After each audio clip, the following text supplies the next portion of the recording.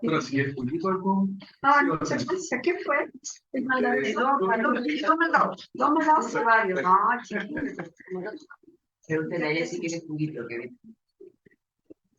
Lo que pasa es que lo único que necesito es no sé.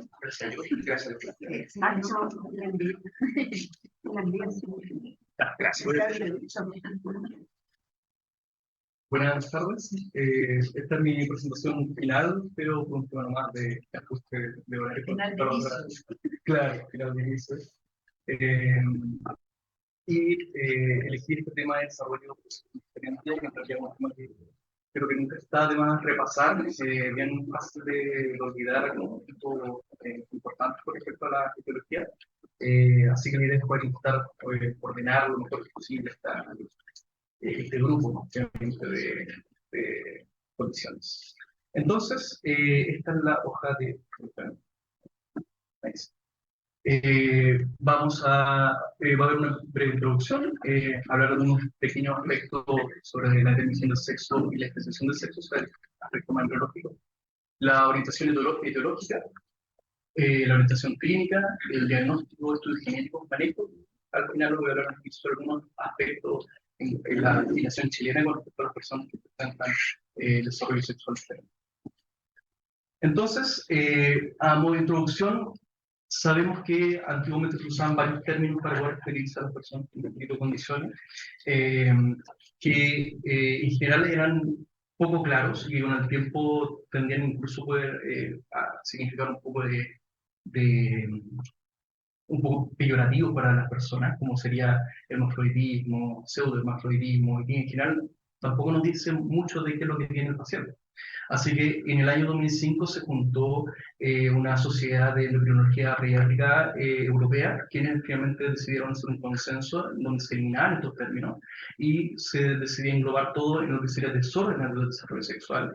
Y para esto usaron la definición que tenemos ahí en pantalla, que después lo voy a volver a repetir.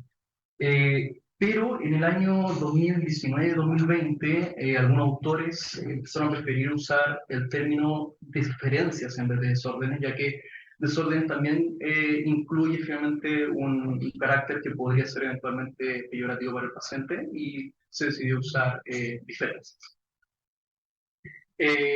Entonces, la definición sería este grupo heterogéneo de condiciones congénitas caracterizadas por un desarrollo atípico, ya sea sexo gonadal o anatómico interno o externo. Ahora, si nosotros usáramos esta definición, es bastante amplia en realidad, y nos va a incluir una gran cantidad de etiologías, y si es que usáramos esta definición laxa, podríamos decir que hubiese una prevalencia de aproximadamente 1 en 100 nacidos vivos, lo cual sería bastante alto. Pero si usáramos una terminología un poquito más acotada, lo que sería finalmente una ambigüedad genital, una discordancia entre el fenotipo y el fenotipo sexual, representan aproximadamente 1 en 4.500 recién nacidos vivos. Esto en general involucra una amplia expresión fenotípica que va desde alteraciones leves de la función o en el aspecto gonadal hasta genitales que son severamente atípicos. Con respecto a lo que sería la parte embriológica, hay que distinguir dos situaciones, una es la determinación del sexo y la otra es la diferenciación del sexo. El primero se refiere a básicamente ocurre al momento de la concepción y va a depender de la acción sincrónica que haya entre distintos factores genéticos. Por una parte, la presencia del cromosoma X o Y y también de que tengan todos sus genes funcionantes.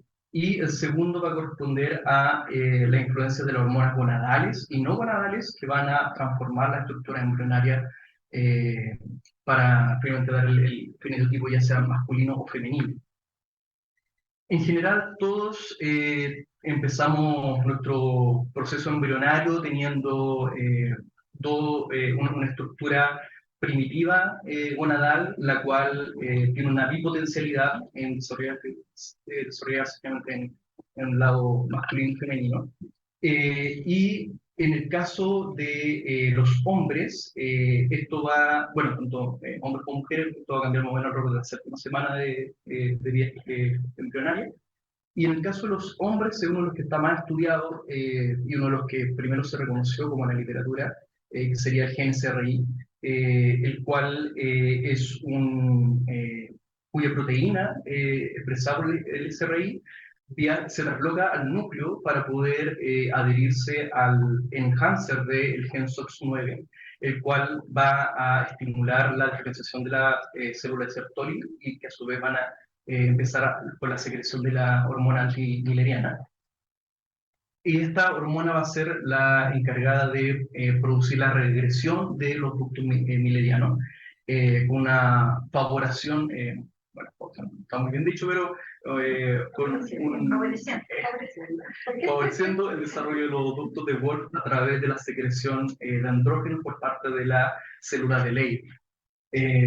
Y esto, el conducto de Wolff nos va a dar realmente lo que sería el epidídimo, los ductos deferentes y los vesículas seminales. Y en el caso de la mujer, por largo tiempo se ha asumido que este es un proceso pasivo y que ocurre en ausencia de los factores masculinos, pero que en realidad los últimos estudios demuestran que en realidad de pasivo no tiene mucho, sino de que en realidad es un proceso bastante activo con respecto a las interacciones genéticas que ocurren. Todavía no está completamente dilucidado, todavía está en materia de estudio, pero a grandes rasgos hay una mayor expresión de Wnt4, la cual va a estimular la diferenciación. eh, Perdón. Lo que hace Wnt4 es que estimula la expresión de beta-catenina, la cual va a inhibir la expresión de SOX9. Y además tenemos otros factores, por ejemplo, lo que sería el FOXL2, el cual se va a encargar de mantener la diferenciación de las células ováricas y también de las células de la granulosa. En general, como les menciono, es un proceso bastante complejo, todavía no 100% dilucidado, pero a grandes rasgos vamos a tener un desarrollo de los ductos milerianos que van a producir luego las trompas de falopio, el útero, el cervix y el tercio superior de la vagina. Entonces, el desarrollo sexual diferente va a ocurrir cuando tengamos alguna disrupción en cualquiera de estos pasos que están bien finamente colocados, y que esto es solamente un resumen en realidad, porque es mucho más complejo de lo que yo les menciono. Cuando nosotros vamos a tener pacientes con DSD, en general vamos a tener 3 momentos de la vida. Por una parte, vamos a tener pacientes adultos que van a presentar un tipo de amenorrea secundaria, infertilidad o una menopausia precoz. Vamos a tener pacientes con una pubertad retrasada o con una virilización no muy definida, pero siempre el que va a ser como el más alaraco y el que va a llamarnos sí o sí de los servicios de neonatología es cuando ocurre la ambigüedad genital. Y eso es una de las orientaciones principales. Entonces, vamos a intentar orientar la gran cantidad de etiologías que pueden producir el desarrollo sexual diferente. Y para eso vamos a intentar dividirlos en estos grupos. Por una parte, vamos a tener los trastornos que tienen que ver con los cromosomas. Luego vamos a tener una diferenciación dependiendo si es que tenemos un genotipo XY o un XX. Y finalmente las otras etiologías que no corresponden a trastornos cromosómicos o hormonales. Podemos ver que acá hay cierta proporción para cada uno de estos, pero ojo de que esto es solamente para cuando se logra finalmente encontrar la etiología, ya que aproximadamente un 60% de los casos puede terminar sin diagnóstico de los DSD. Por lo tanto, eso es igual importante considerar. Entonces vamos a partir con los cromosómicos. Acá claramente destaca el síndrome de Turner y de Klinefelter, los cuales, a pesar de que no suelen tener en todos los casos genitales ambiguos, sí, sí son considerados un TSD según las definiciones de la Sociedad de Endocrinología Pediátrica. No voy a profundizar mucho en realidad en esto en particular, ya que nos quedan harta otra etiología, pero solamente mencionar que ellos están dentro de este grupo. También vamos a tener la diferencia gonadal mixta, que nos va a producir dos líneas celulares germinales gonadales y que van a tener una diferenciación testicular que va a ser proporcional a la proporción celular que haya en estas dos líneas. Acá vamos a tener tanto estructuras milerianas como también una masculinización genital incompleta y se asocia a estos pacientes que tienen un riesgo elevado de tener los dos. Luego vamos a tener el DCD ovotesticular, que son personas que tienen tejido testicular con túbulos seminíferos y también tejido ovárico con folículos, pero que en general tienen partes más o menos atróficas o con algún nivel de fibrosis. Y suelen tener también genitales ambiguos y gónadas con tejido testicular y ovárico llamado ovotest. Ahora, de todas maneras, esto entra más, por así decir, en lo que sería los pacientes con fenotipo 46XX, el 60% está localizado acá, y solamente en esta clasificación de anomalias cromosómicas vamos a tener al 30%. Así que después me voy a referir un poquito más de ellos. Vamos a pasar entonces a lo que sería el fenotipo 46XY, que van a ser la mayoría de los casos de DSD que tienen un diagnóstico, y son un grupo bastante heterogéneo y que típicamente van a producir algún tipo de subvirilización masculina. Entonces vamos a tener el desarrollo, los desórdenes del desarrollo testicular, que también se le llama disgenesia testicular, y aquí se han encontrado anomalías en más de 18 genes que están relacionados y que por lo general son la mayoría asociados a pérdida de función de estos genes, los cuales destaca el SRI, el NR5A1 y el WT1, pero también hay un gen que puede producir una mutación con ganancia de función, que es el MAP3K1 y que también produce disgenesia testicular. Ellos, en general, este grupo tiende a tener también un riesgo elevado de una forma de germinoma y por general se procede a una esterilización quirúrgica profiláctica, pero me voy a referir también a eso un poquito más adelante. Esto es bien general en cuanto a qué tipo de hormonas vamos a tener en estos pacientes, qué fenotipo de hormonas. No todos van a tener estos mismos valores, pero a grandes rasgos en este grupo vamos a tener una leche elevada, una TSH elevada, y una testosterona y una hormona antimileriana disminuida. Entonces, las mutaciones de LCRI uno podría pensar que quizás son una de las más frecuentes, pero no, solamente representa el 10-15% de los casos de este grupo. Y como tenemos un SRI ausente, básicamente va a tener una gónada indiferenciada y no se convierte en testículo, y por lo tanto el fenotipo va a ser completamente femenino. Va a haber presencia de estructuras milerianas y puede tener estas gónadas como atróficas. El NR5A1 es un gen que codifica un factor de transcripción que regula el desarrollo de las gónadas y también de las glándulas suprarrenales. Y acá el fenotipo un poco más variable, puede ir desde femenino completo hasta un masculino con subvirilización. Puede tener o no estructuras milerianas y dentro de esto va a destacar que hay varios síndromes asociados a las mutaciones de este gen, que van a depender finalmente de cuál es el nivel de actividad residual de la proteína. Destaca el síndrome de Sawyer más que nada, no porque sea frecuente, sino que en realidad porque está bien descrito en la literatura, y en donde tenemos un fenotipo femenino con clitoromegalia, disgenesia gonadal parcial y ausencia de los derivados milerianos. Pero también tenemos síndrome de oligospermia, zoospermia o de una falla renal, que en general ya son mucho más raras. Con respecto a WT1, este es un gen que codifica para un supresor de tumor del tumor de Wilms. Y se asocian a varios fenotipos. Por una parte está el síndrome de Facial, el cual produce una disgenesia gonadal pura con derivados milerianos y que también presenta un síndrome nefrótico que resiste al tratamiento debido a que tenemos un proceso fibrótico que finalmente hace que no puedan actuar ahí los glucocorticoides. Y aquí destaca de que el síndrome Frazier va a tener estructuras milerianas presentes, mientras que la contraparte, que sería el síndrome de Dennis-Drash, va a tener ausencia de estructuras milerianas, pero sí se asocia también a síndrome nefrótico. También está el síndrome de Mitcham y este se asocia ya a varias otras anomalías congénitas que obviamente pueden de repente orientar a otro tipo de velocidad.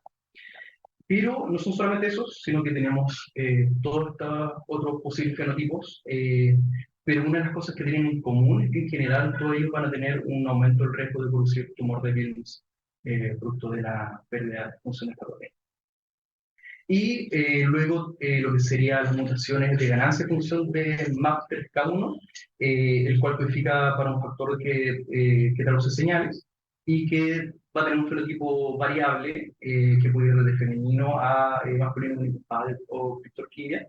Y este va a representar si el grupo más, o más bien, más la mutación más frecuente en este grupo en general, 28%.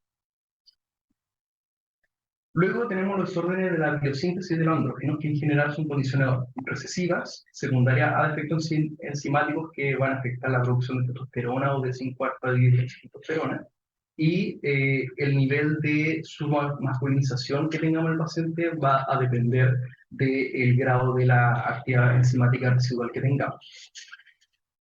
En general, estos pacientes, lo mismo, vamos a tener en general un perfil hormonal distinto para cada entidad, pero por general vamos a tener una testosterona disminuida con una antimileriana normal o elevada y una citral elevada. Entonces, son varios más, pero estos son algunos de los más descritos en la literatura. Tenemos, por ejemplo, acá en este extremo, la deficiencia de la 17 beta hidroxiesteroide deshidrogenasa tipo 3, el cual cataliza es una enzima que cataliza la conversión de androstenediona en testosterona.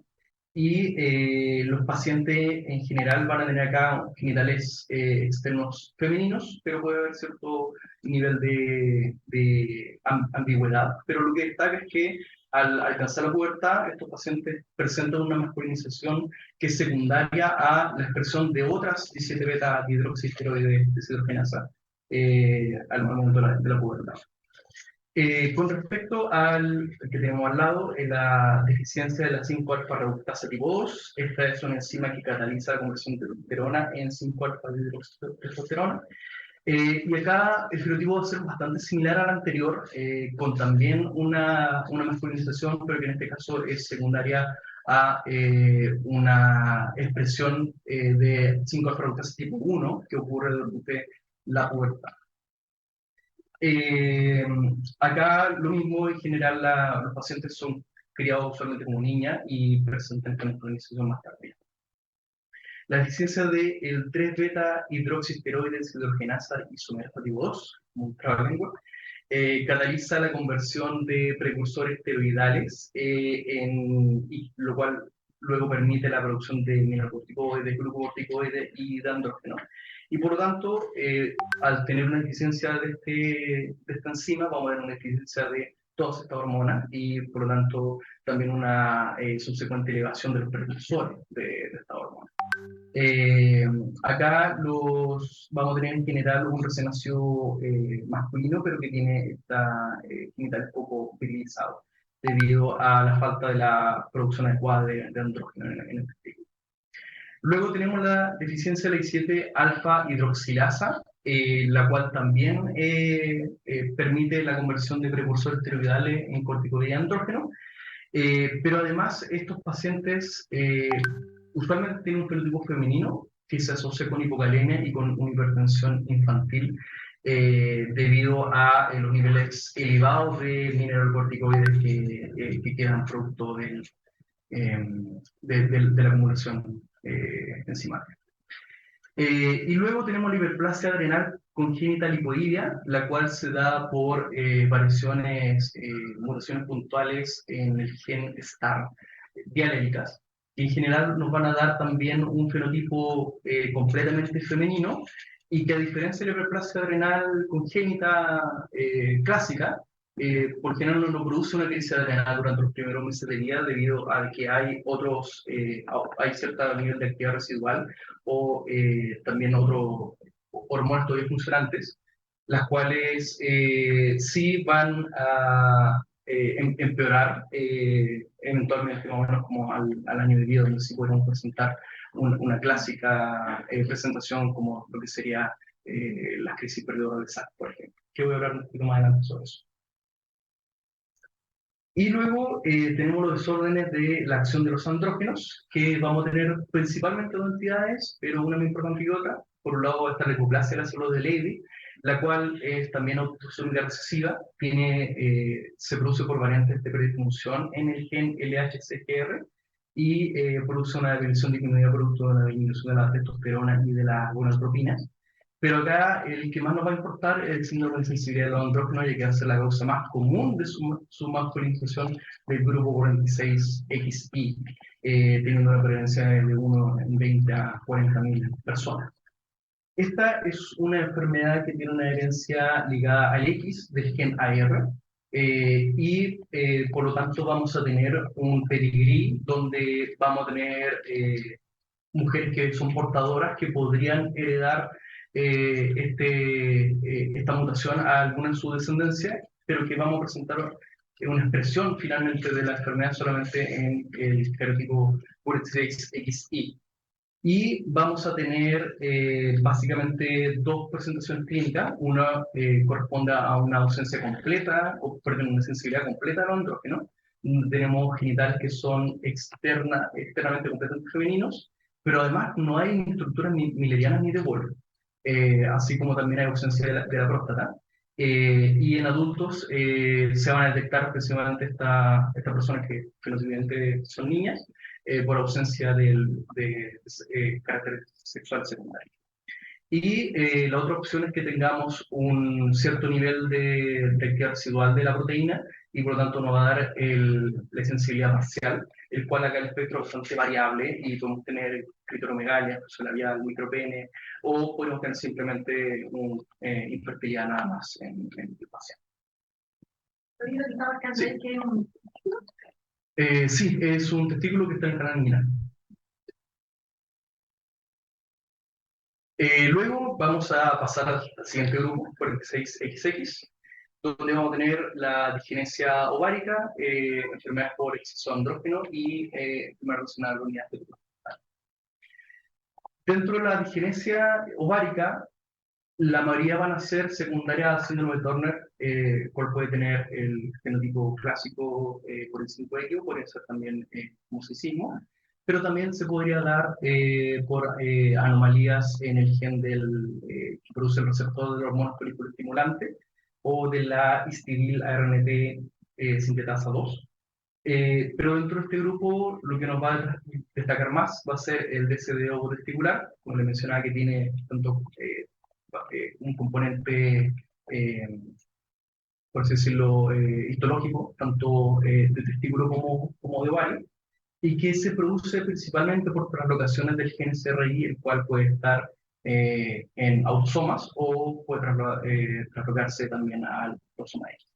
Pero también son importantes las duplicaciones del gen SOX3, del SOX9, o variantes con predisfunción de RCP1, de WNT4 y los otros que están ahí mencionados. Acá en general vamos a tener pacientes con genitales ambiguos y testículos que pueden ser subpélvicos pequeños y niveles elevados también de los conjuntos de andrógenos. Este es el perfil, como le mencionaba, aproximado, no aplica para todos, pero en general vamos a tener una disminución del estradiol, aumento del FSH y LH, y la hormona antimileriana estaría en valores masculinos elevados. Pero acá la enfermedad reina de todo esto es la hiperplasia suprarrenal congénita, ya que va a representar el 90% de los casos de DCD con el 6XX, teniendo una frecuencia de 1 en 14.000 recién nacidos vivos. Este se puede dar por mutaciones de distintas proteínas, principalmente citocromo P450, siendo el más importante el de la familia 21, el primero que tenemos ahí, que va a producir un déficit de hidroxilasa. Acá tenemos un pequeño esquema sobre las vías metabólicas del colesterol. Y cuando tenemos un déficit de la 21 hidroxilasa, vamos a tener que la 17 hidroxiprogesterona no va a poder producir el 11 deoxicortisol, y que también la progesterona no va a poder producir la deoxicorticosterona, los cuales a su vez son importantes para la síntesis de cortisol y de aldosterona. Cuando tenemos un déficit de la 11-beta hidroxilasa tipo 1, vamos a tener que no se va a convertir el 11-deoxicortisol en cortisol, ni tampoco la deoxicorticosterona en corticosterona. Ahora, en general es harto menos frecuente la mutación en este gen, pero que sí son un poquito más frecuentes en población judía marroquí en particular. Y acá, debido a que hay una baja producción de cortisol, vamos a tener también altos niveles de corticotropina que estimula la producción de andrógeno, y eso es lo que nos va a dar finalmente los genitales ambiguos, pero que además nos puede producir, en la mayoría de los pacientes, cuadro de hipertensión durante la infancia.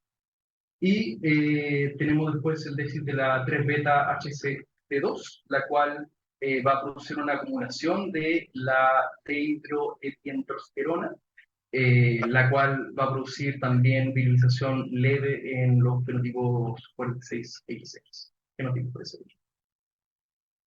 Este es lo mismo el perfil aproximado de lo que tendríamos en este grupo, paciente una elevación de todos estos precursores de la síntesis de los corticosteroides. Entonces, la hiperplasia suprarrenal congénita es bastante interesante. La principal causa es la deficiencia o la mutación del citocromo T450-2021, ya que ocurre debido a que contiguo a él hay pseudogenes que están repetidos en tándem en el mismo clúster, y estos tienen una homología bastante alta, llegando al 98%, lo cual al momento de producirse la división celular pueden haber alteraciones en la recombinación homóloga, y esto va a hacer de que ciertas variantes que están presentes en el pseudogen se trasloquen, por así decir, a el gen activo, y por lo tanto termina por inactivarlo también. Entonces, el 75% de las mutaciones en este gen son traspasadas por conversión génica desde el pseudogen al gen. El 20% ocurre debido a un crossover desigual, lo cual genera deleciones de aproximadamente unos 30 kilobases. El 5% presenta mutaciones esporádicas. Más adelante me voy a referir un poquito a cómo vamos a detectar esto. Y lo clásico es que tenemos esta forma perdedora de sal, la cual va a producir síntomas de deshidratación, de hipotensión, y que puede ser bastante severa, todo secundario a una disminución de la producción de aldosterona, y que podría incluso comprometer la vida del paciente.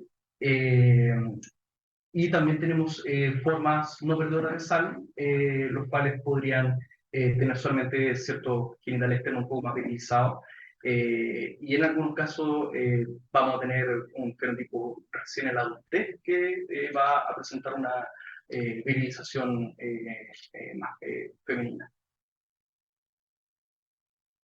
Con respecto a la categoría de exceso de andrógenos, va a destacar la eficiencia del citocromo, perdón, esto es de la misma categoría, exceso de andrógenos, pero además tenemos la deficiencia del citocromo oxidorreductasa T450, que está definida por mutaciones genéticas del gen POR, el cual tiene una función de donador de electrones en enzimas que se involucran en la síntesis de glucocorticoides, mineralocorticoides y estrógenos, y por lo tanto vamos a tener finalmente una disminución de la síntesis de todo de esta hormona, pero además se asocia con otras anomalías congénitas como esclerosis, tercio medio plano, tercio medio facial plano, en una frente prominente, aracnofilia, sinostosis, atresia de guanas, además de discapacidad intelectual y retención motor, y en conjunto toda la deficiencia del cortisol que le mencionaba, y los genitales también, que es porque están en esta categoría.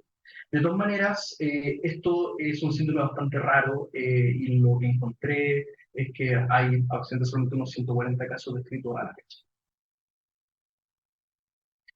Luego, cuando nos vamos a la unidad fetoplacentaria, nos referimos a ocasiones donde una virilización del feto XX va a producir no solamente alteraciones de genital ambiguo en el feto, sino que también la madre va a empezar a desarrollar un proceso de virilización durante el embarazo.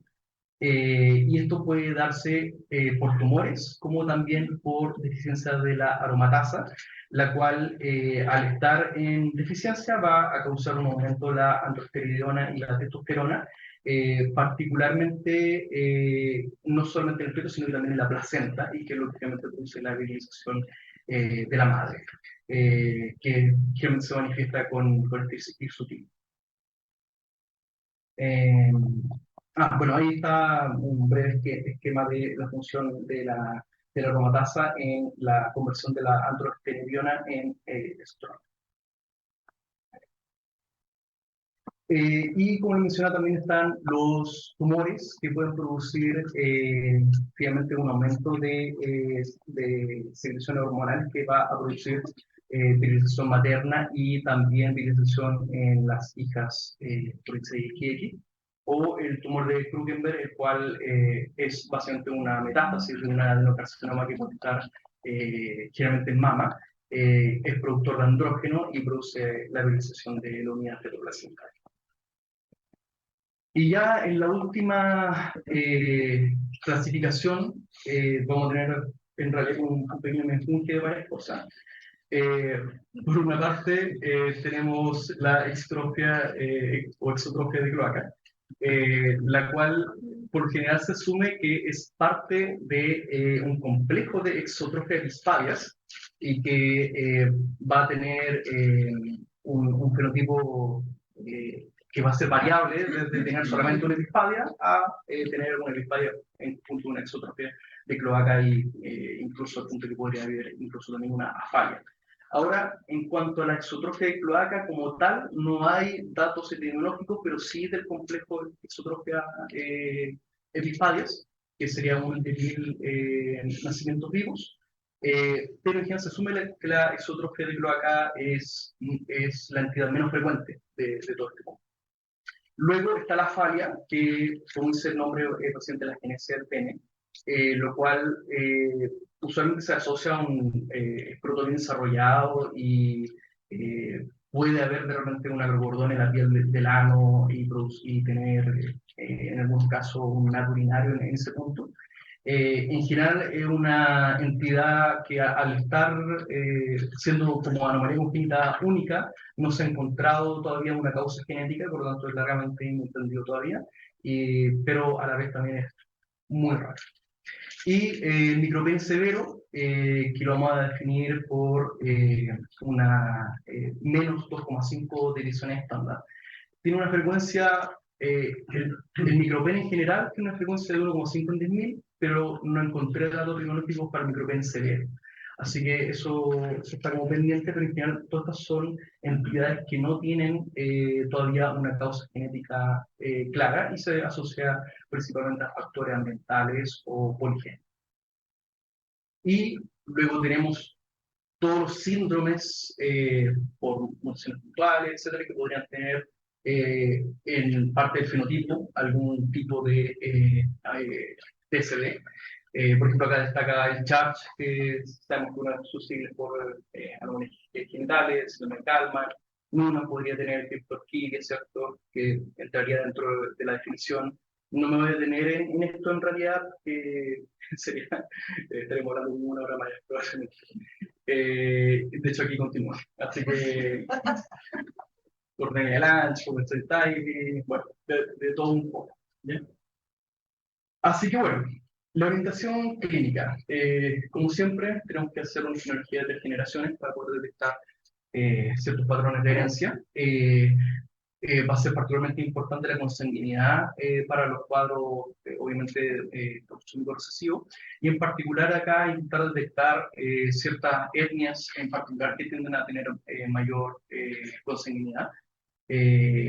También obtener datos sobre posibles muertes neonatales que no hayan sido precisadas etiológicamente.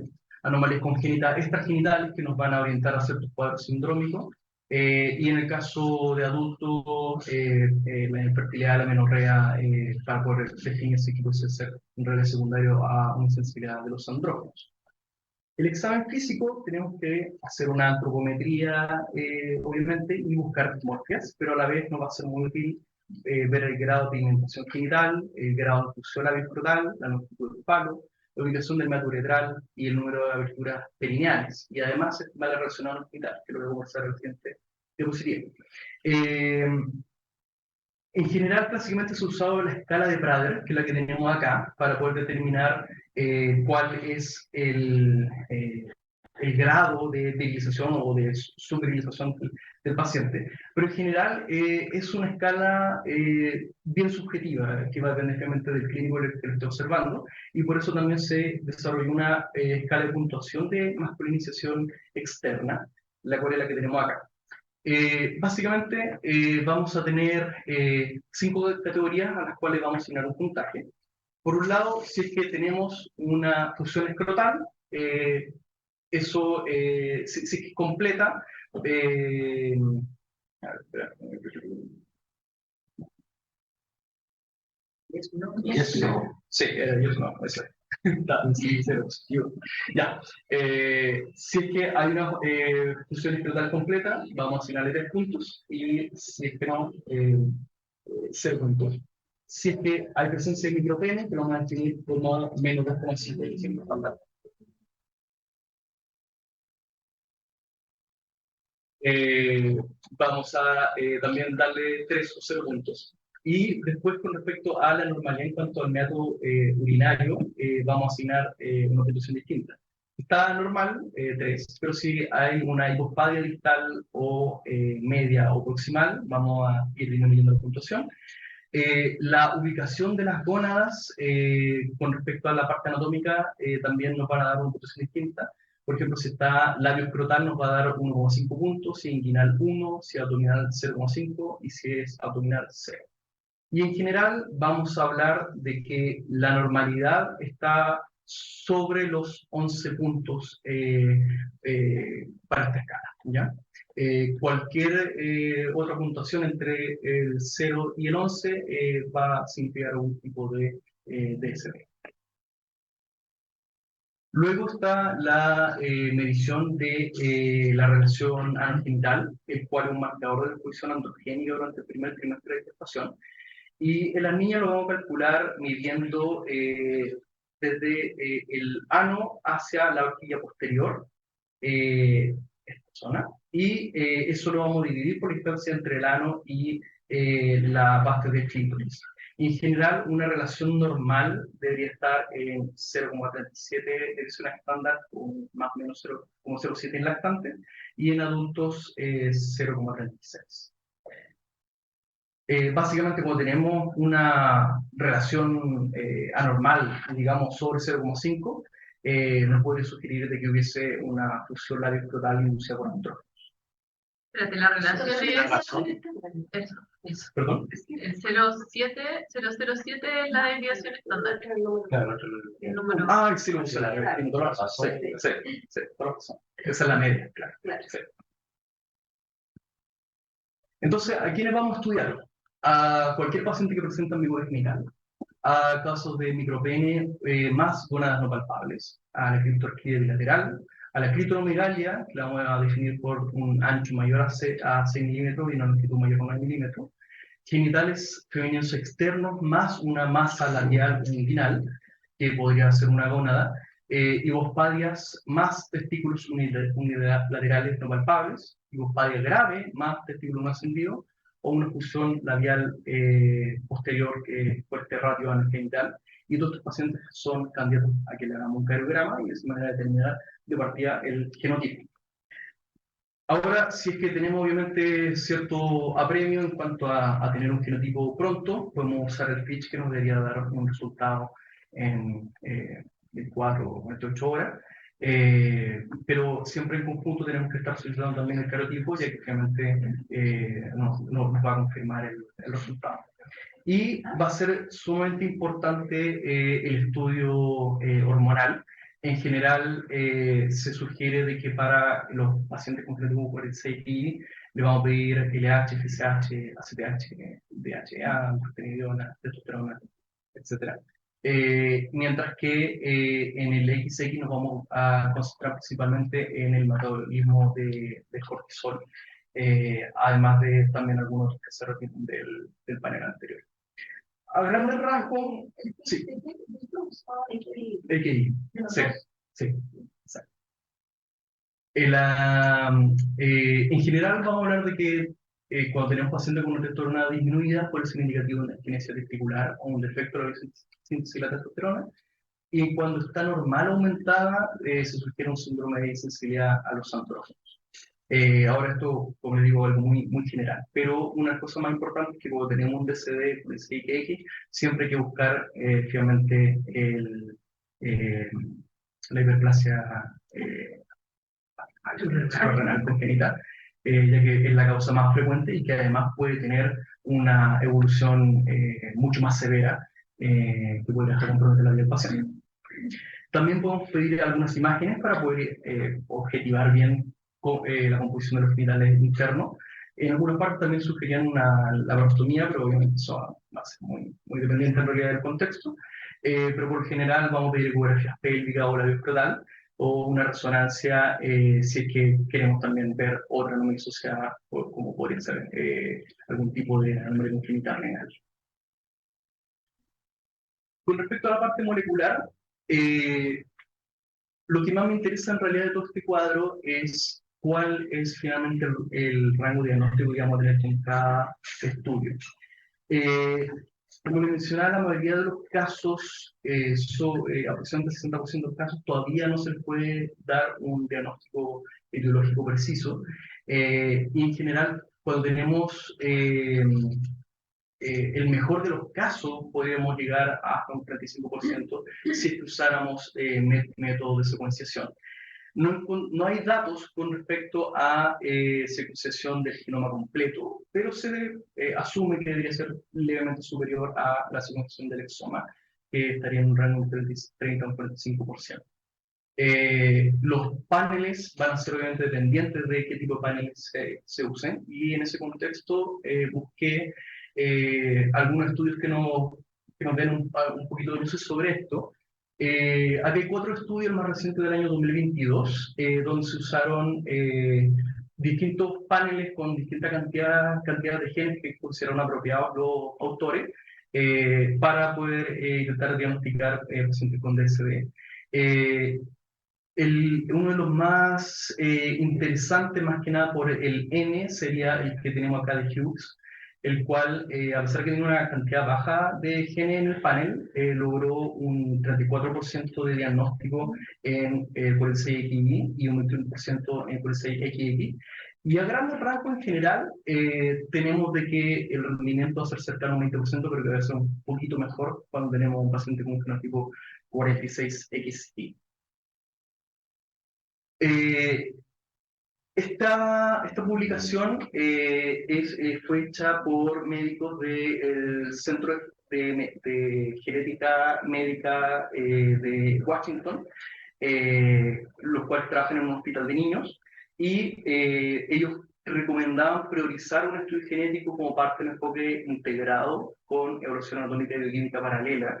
O sea, desde el principio del proceso diagnóstico, pensar al tiro en hacer una secuenciación, ya sea por panel o por otro método.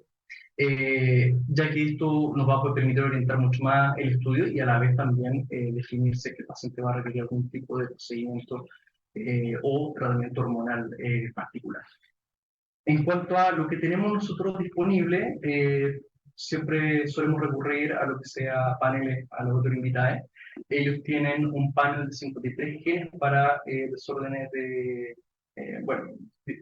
desarrollo sexual diferente, y incluye todas las etiologías que revisamos en la última media hora, con una excepción bastante importante, y que es para lo que sería la hiperplasia subrenal congénita, ya que tiene sus particularidades para poder estudiarse, que por suerte sí contamos en el laboratorio de biología molecular. Como les comentaba delante, esto se produce por mutaciones que son gemelos traspasados de un solo gen, y por lo tanto hay que hacer una metodología mucho más completa para poder finalmente detectar esta variante. Se usa por un lado una long PCR, la cual va a amplificar no solamente el gen activo, sino también el pseudogen, y también posibles híbridos entre el pseudogen y el gen activo. Se usa también un MLPA que va dirigido a variantes particulares.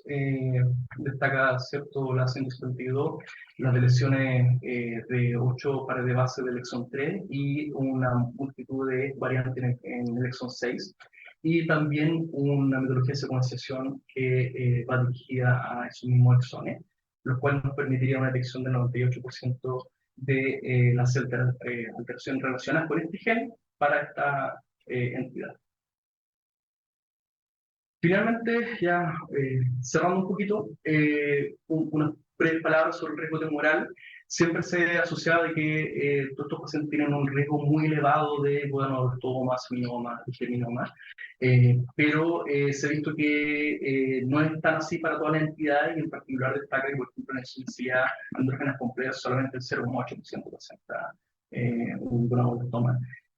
Siendo los pacientes que tienen genesia gonadal los que tienen una frecuencia más alta y que se debería siempre sugerir una extirpación de la gónada de manera profiláctica. Y además destaca las mutaciones del gen MT1 del WT1. Sí. Los cuales tienen una alta prevalencia de guadonoblastoma, siendo completamente cierto para el síndrome de Frazier en particular. Pero recordemos de que las mutaciones de WT1 ocurren solamente en menos, en menos del 1% de los casos de DSD de 46X. El manejo claramente es multidisciplinario. Necesitamos acá obviamente una colaboración de muchas especialidades porque requiere no solamente intervenciones farmacológicas, sino también podrían haber eventualmente intervenciones quirúrgicas, un adecuado asesoramiento genético y por supuesto que también un adecuado seguimiento psicológico, psiquiátrico, no solo para el paciente, sino que también para la familia, ya que obviamente son situaciones que son bien poco comprendidas hoy en día en la sociedad.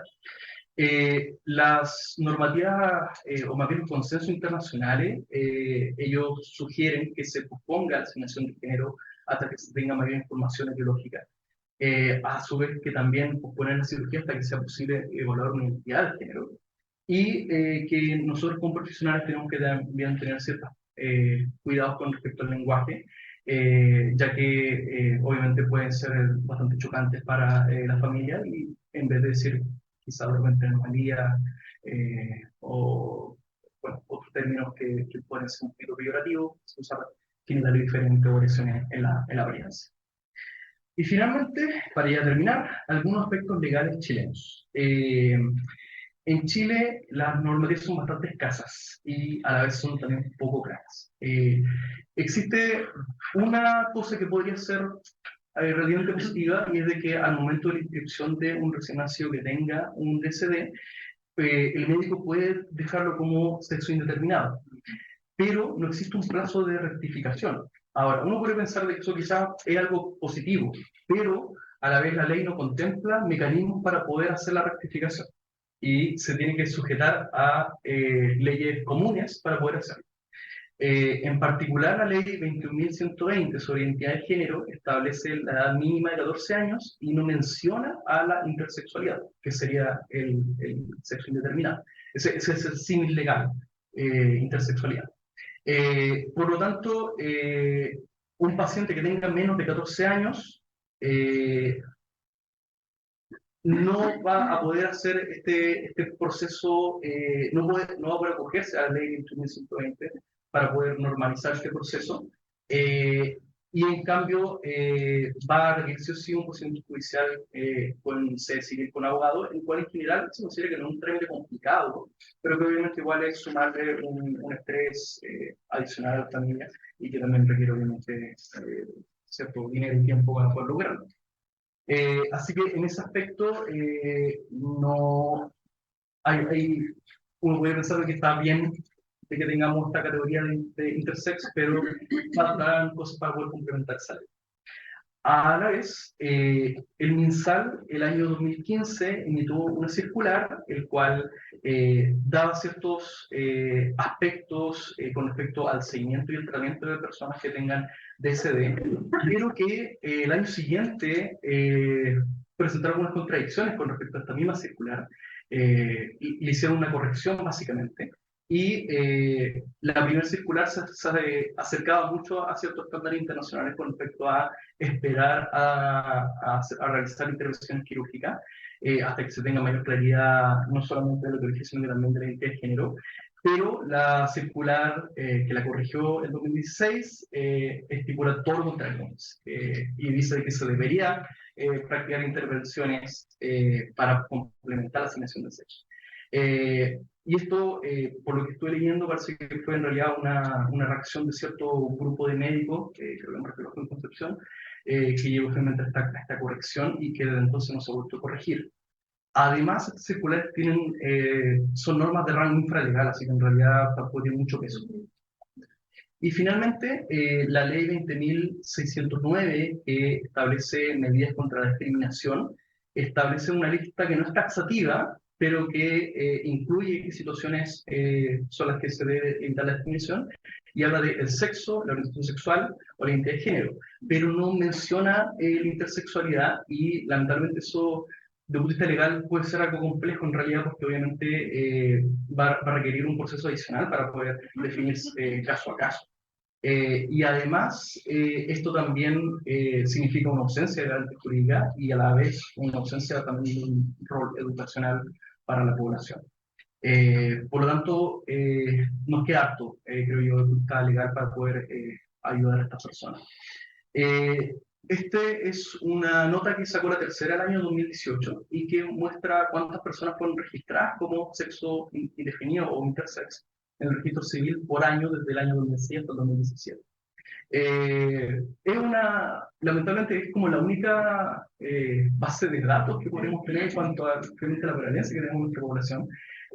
Obviamente, bien escasa, no nos falta, pero realmente quedan muchos pacientes también fuera también de esta clasificación. O sea, me ha tocado ver pacientes que tuvieron el problema de que les asignaron un sexo de inmediato al nacer cuando tenían un DSD, y él ya no entraría en esta estadística. Así que nos falta también levantar datos sobre esto. Así que eso es todo lo que les quería contar. Acá está la bibliografía y les agradezco la paciencia y su tiempo para escucharlo.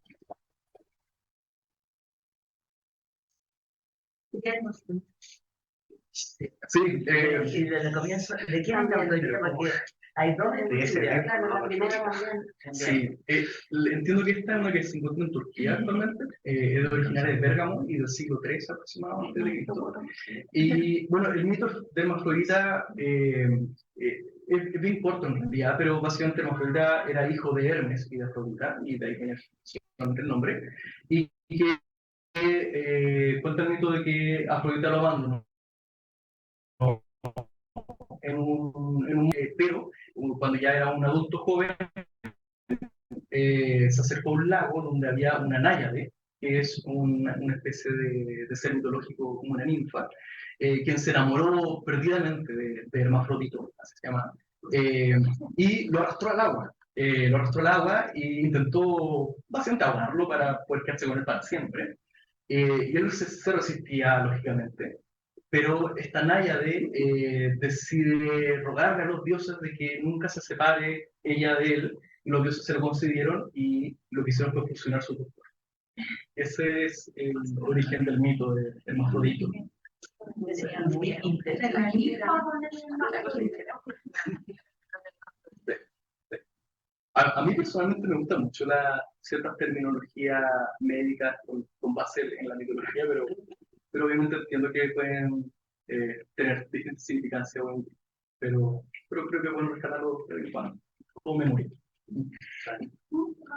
Parece que obviamente uno tiene que ir cambiando la terminología en la medida en que se conoce las bases y todo, pero quizás también de repente se exagera un poquito en darle demasiado peso, digamos, Claro. a una palabra. A mí lo que quizás como que cuesta decir, porque si uno género es algo que se define después de nacer. Por favor, porque no me lo voy a llevar para la casa, así que por favor. Permiso, voy a. Doctora. No, que el género es como se percibe la persona, como Claro. se reconoce, ¿no? Como hombre o mujer, digamos, como queramos llamarle, digamos. Eso es lo que, y eso es algo que se demora mucho más tiempo en poder decir, entonces, esa es la complicación que se genera, ¿cierto? Porque una cosa, cuando uno habla de sexo, está hablando de la cosa más biológica, estructural, genérica y todo, entonces, como que es complejo, o sea, esta cuestión es muy compleja. Cuando dicen, lo dejamos así nomás, y esperamos que, ¿cómo se va a definir?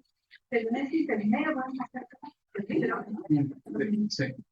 Sí. Contando a tu hijo, perdón, Sí, claro. yo creo que ahora como tenemos un poco más de, aceptamos un poco más las cosas distintas, yo creo que tal vez es beneficioso porque antes las personas le asignaban algo y no esperaban que esa persona lo definiera. Yo considero que este tiempo que tú le puedes dar pudiera ser algo positivo. Claro, claro. Sí. Y porque no había sexo. Y bueno, por eso muchos todavía en zonas más rurales no les deben dar tiempo. Claro. Yo quería preguntar, asignarle sexo aparte de decir, No asignan. ¿qué pasa que cuando uno con una posición del staff que tú mencionaste que yo conocí a una niña, que era la niña de todo, o sea, que era un niño, que tenía el espíritu, pero está haciendo como al niño porque no se sabe. Yo. Pero ¿cómo lo hacían? O sea, asignarlo no significa sacar el vestíbulo, ya, porque al final, ¿qué hace ese niño que era niña? O sea, niña que era niño. Y actuaba como niño, y era un niño, o sea, aunque era rosado, la mala tenía vestíbulo, pero vamos a ver por qué. De hecho, voy a retroceder un poquito con su pregunta, porque lo interesante de esa tabla que le mostré es que además ellos incluyeron la orientación que ellos tenían al momento del diagnóstico acá. Y de hecho se ve de que en general muchos eran criados como niñas y en este caso el 3% cambiaba su rol de género al momento del diagnóstico. No habían datos en particular para la mutación del STAR, pero menciona que solamente quedan como mujeres. Ahora, en parte igual porque también la definición es compleja. En este caso. Ya, y sí, o sea, porque yo sé que antes se le asignaba y le hacían un circuito, o sea, activaban el título, en el caso. Pero Claro. si después que este niño, cuando ustedes se quieren ser hombre, ¿cómo lo hacen?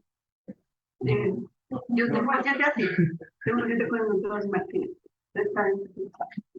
y se empezó a habilitar, no son 5 años, y hacen cosas plásticas que son. O sea, pero en algunos casos igualmente, para algunas discusiones, digamos, a veces no va a funcionar tampoco, o sea, bueno, igualmente no iba a tener el registro sanitario. Claro, capaz. Claro, es que se funciona. Yo voy a hacerte una pregunta. A mí, sí. Porque saben lo del registro, más o menos hasta qué edad uno puede registrar. El registro nacional es hasta la alta procedimiento. Sí, hasta ahí yo puedo poner sexo indeterminado. Claro, pero el ¿Y el registro registro civil, civil? eso lo termina como, la homologación es como 1 año o 2 años después. Sí, también lo tenemos.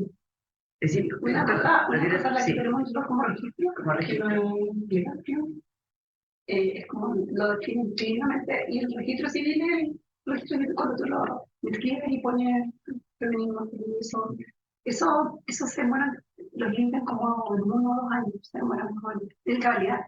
A lo que voy yo, por ejemplo, ya, en esa estadística que la doctora maneja, quizá ahí puede haber, digamos, puede haber una data importante de sobre el sexo indeterminado. ¿Ya? Pero por otro lado, porque el registro es muy específico. Quiero que pudiera ser, o sea, que la doctora no tiene esa información, va a perder un poco más información. Si bien lo tiene, pero si en un momento, no sé, y asigna feminismo y indeterminado, ya lo perdiste. claro, no, pero al revés, yo digo, yo lo registro, digamos, en el registro como indeterminado. Ya. eso y después el padre o la madre va y lo inscribe como indeterminado registro civil y lo puede cambiar hasta los 2 años. No, no tengo. Qué sé yo, no tengo idea. No, yo te digo que el registro civil, las bases de datos, tú me preguntaste con las bases de datos. Las bases de datos están disponibles 1 o 2 años después. Pero al parecer el trámite no es tan sencillo. No, no es tan sencillo y Por eso es que no tiene un siempre plazo definido. Claro, no tiene un plazo definido. Yo creo que hay que proporcionar la documentación apropiada para el cambio. Pero hay un poquito, te da un poquito más de tiempo ahora que es lo que era antes, porque antes la gente se desesperaba, tenía que, o sea, nosotros lo vimos, tenía que dar el veredicto así súper rápido, no te puedes demorar mucho. Y yo imagino que ahora todavía.